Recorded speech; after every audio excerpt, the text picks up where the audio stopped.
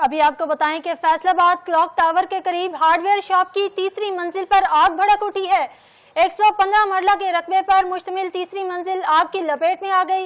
Rescue 1112 की गाड़ियों पर काबू पाने में मसरूफ हैं। इसी पर मजीद तफसीलात जान लेते हैं ब्यूरो चीफ फैसलाबाद मियां मुनव्वर इकबाल से। जी मियां मुनव्वर इकबाल, ये फैसलाबाद क्लॉक टावर के करीब कैसे आग भड़क उठी है?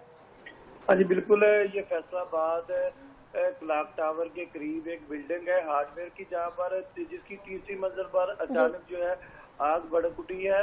रेस्क्यू 1112 की 6 गाड़ियां जो है वो मौके पर पहुंची हैं, जिन्होंने आग पर मुकम्मल तौर पर कंट्रोल डाल लिया है। ये तकरीबन 1.5 मरला के करीब दुकान थी, जिसकी तीसरी मंजिल जो थी उसको मुकम्मल तौर पर आग ने अपनी लपेट में ले लिया था।